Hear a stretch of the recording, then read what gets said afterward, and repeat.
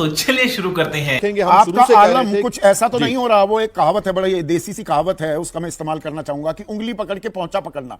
पहले आप कह रहे थे देखिए ये निजी हस्तक्षेप हो गया, मुसलमानों को डराया जा रहा है, धमकाया जा रहा है, कोने में पटका जा रहा है।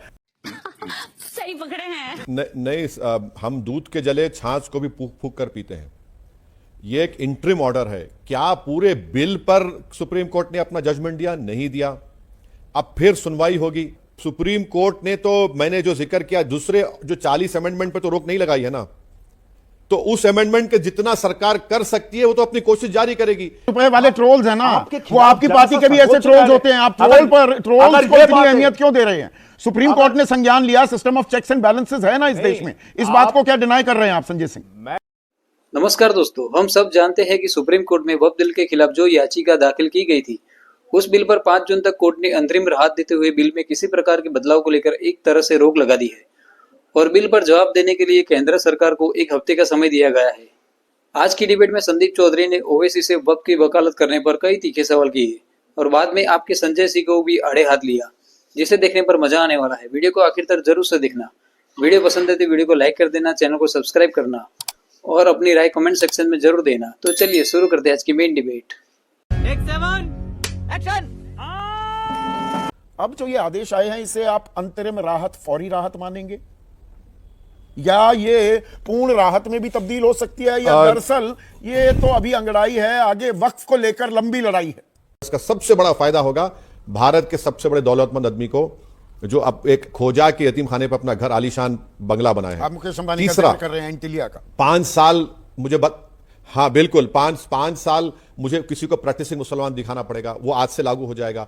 तो आप बताइए संदीप साहब के कोई महिला को कैसे बता पाएंगे आपके प्रैक्टिसिंग मुसलमान है या नहीं है? उसका क्राइटेरिया क्या होगा?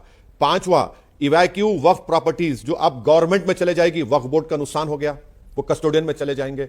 6ठा, पोर्टल आज से टाइम टिक होना शुरू हो गया।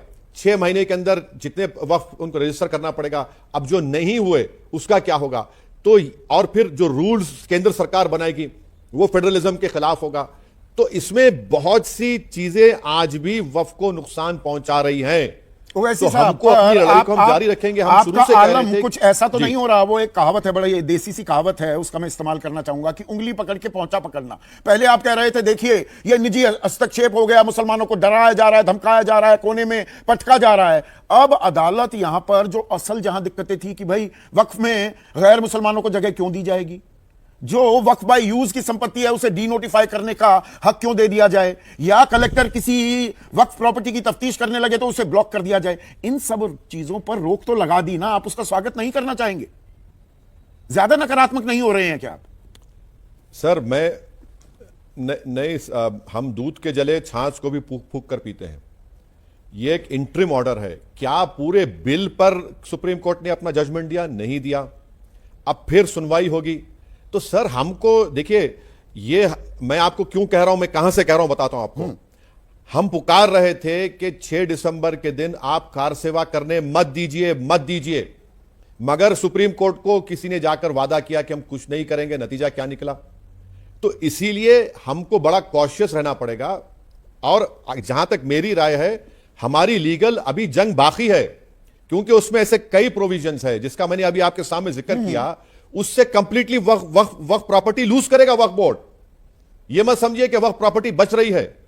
यकीनन सुप्रीम कोर्ट ने एक इंटरिम ऑर्डर देकर जो कहा है कि सेंट्रल वक्फ काउंसिल, स्टेट वक्फ बोर्ड को कॉन्स्टिट्यूट नहीं किया जाएगा और जितने वक्फ प्रॉपर्टीज रजिस्टर्ड हैं, नोटिफाइड हैं, जिसमें वक्फ बाय यूजर भी है, उनका डिलीशन नहीं होगा। ठीक है, मगर उसमें दूसरे जो 40 ऑड अमेंडमेंट्स हैं जो पूरे के पूरे वक्फ को बर्बाद करने के लिए कानून बनाया गया, उसका क्या होगा बताइए? हिंदू महासभा पक्ष के जो वकील हैं सिन्हा साहब, उन्होंने बाकायदा यही बात कही है कि ये तो 2-3 चीजों पर रोक लगी है, बाकी कानून के अमल पर कोई बंदिश नहीं है। क्या उनका दावा सही है या वही आपकी आशंका है ओवैसी साहब?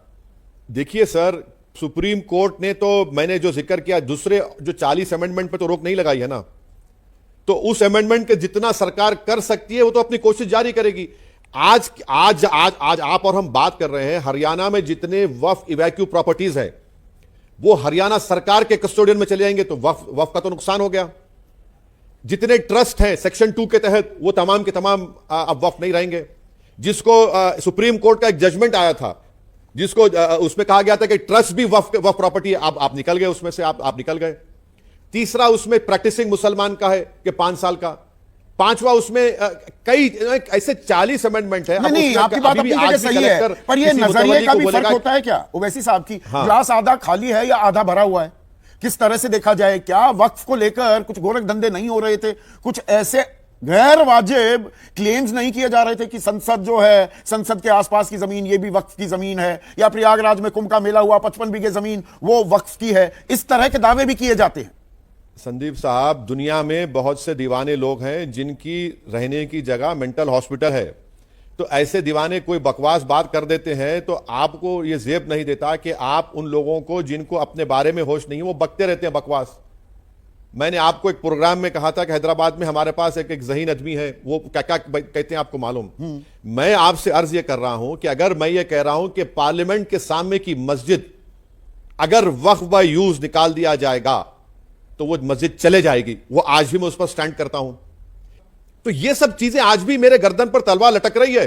ये मत समझिए कि मैं तलवार मेरे गर्दन पर नहीं लटक रही है। नहीं, आज भी लटक रही है तलवार। नहीं, वो आपकी आशंकाएं अपनी जगह हैं, लेकिन बी ऑफ एनी रिलीजन ये तो आप मांग कर रहे थे। आपकी सुनवाई तो आपकी समस्याओं दिक्कतों का संज्ञान लेता दिख रहा है सुप्रीम कोर्ट।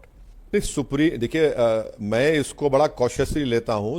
हम तो 6 महीने से जॉइंट वर्किंग कमेटी में पूरे मेंबर्स हम लोग पुकार कर कह रहे थे कि गलत कर रहे हो नॉन मुस्लिम का अपॉइंटमेंट। हम वक्फ बाय यूजर के बारे में कह रहे थे कि देखो राम मंदिर के जजमेंट में सुप्रीम कोर्ट ने इसको अपहेल्ड किया। आप कोई भी सुप्रीम कोर्ट के जजमेंट को, जो कानून होता है, ऐसा लेजिस्लेशन नहीं ला सकते जिससे आप ओवरटर्न कर दे जजमेंट को पूरा। हम तो बोल रहे थे ना। अब तो उन बीजेपी के प्रवक्ताओं को आपके सामने बैठकर जो चीखे मार मार कर कह रहे थे नहीं एडमिनिस्ट्रेशन हम कर सकते, आप उनको पूछना चाहिए। राहत मिली है फिलहाल, वो एक बड़ी राहत के तौर पे देखी जा सकती है। जब अंतिम फैसला आएगा तो मैं उम्मीद करता हूं कि इसी सकारात्मक दिशा को देखते हुए एक अच्छा फैसला मोदी सरकार की मंशा के विपरीत आएगा। आज का जो यह अंतरिम फैसला है, ये मोदी सरकार के लिए एक बहुत बड़ा धक्का है, क्योंकि उन्होंने गैर संवैधानिक बिल पास किया था। हम लोग बार बार इस बात को कह रहे थे कि संविधान की धारा 26 यह साफ तौर पे कहती है कि अलग अलग धार्मिक मान्यताओं के लोगों को अपनी धार्मिक मान्यताओं के हिसाब से धार्मिक संपत्तियों का प्रबंधन करने, पूजा अर्चना, इबादत और प्रेयर करने की आजादी है। तो मोदी जी हो या कोई उनकी जगह और प्रधानमंत्री हो, वो संविधान की धाराओं के विपरीत कोई कानून नहीं बना सकता। लेकिन उन्होंने संख्या बल के आधार पर दोनों सदनों में जबरन ये गैर संवैधानिक बिल पास किया। पर लोकतंत्र का मतलब ही ये होता है ना संजय सिंह, लोकतंत्र इज अबाउट नंबर्स। लोकतंत्र तो आंकड़ों का खेल है ना, जिसके पास आंकड़े हैं वही सही। ये दस्तूर है। लोकतंत्र जनभावनाओं से भी चलता है, लोकतंत्र संवाद से भी चलता है। लोकतंत्र में कई बार आंकड़े आपके पक्ष में होते हैं लेकिन जनभावनाएं आपके विपरीत होती हैं। आपको यह समझना पड़ेगा संदीप जी कि यह सिर्फ मुसलमानों का सवाल नहीं है। कल को आप गुरुद्वारों के लिए ऐसे कानून लेके आएंगे, फिर चर्चों के लिए ऐसे कानून लेके आएंगे। बौद्धों की लड़ाई चल रही है बोध गया में, आप मंदिरों के लिए ऐसे कानून लेके आएंगे। आपका मकसद क्या है? आप धार्मिक संपत्तियों को कब्जा करके अपने दोस्तों को देना चाहते हैं। मैंने पार्लियामेंट में भी यह बात बोली थी। प्रधानमंत्री जी ने 13,000 एकड़ जमीन उठाकर अपने दोस्तों को अयोध्या में दे दी, जो रक्षा विभाग की जमीन थी। 300 काशी के अंदर मंदिरों को तोड़ के व्यापार करने के लिए तमाम व्यापारियों को वहां पर जमीनें दे दी गई काशी कॉरिडोर के नाम पे। आप धर्म के नाम पे धंधा कर रहे हैं और बड़ी बड़ी बातें कर रहे हैं। ये वक्फ के नाम पर धंधा, और धंधा भी क्या कहूं, गोरख धंधा नहीं चल रहा है क्या इस बात को डिनाई किया जाएगा? महाराष्ट्र के मामले हैं, कर्नाटक के मामले हैं, 2001 से 2012 के बीच लाखों करोड़ की संपत्ति के बारे न्यारे किए गए हैं। यह भी एक हकीकत है जिसे डिनाई किया जा सकता है क्या संजय सिंह? तो आप क्या करेंगे उसके? नहीं तो आप क्या करेंगे उसके लिए? आप उसके, क्या सरकार के अंदर भ्रष्टाचार नहीं हो रहा है?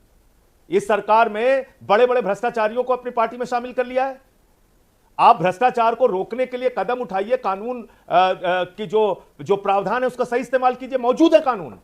ऐसा नहीं है कि आज वक्फ की संस्थाएं स्वतंत्र है कोई भी भ्रष्टाचार करने के लिए। जितने कानून मौजूदा हैं उसमें ही उनके खिलाफ कार्रवाई करने के प्रावधान है। बहुत वीडियो को आखिर तक देखने के लिए धन्यवाद। वीडियो पसंद आया तो वीडियो को लाइक कर दीजिए और चैनल को जरूर से सब्सक्राइब कर दीजिए। तो चलिए मिलते हैं एक और धमाकेदार वीडियो में।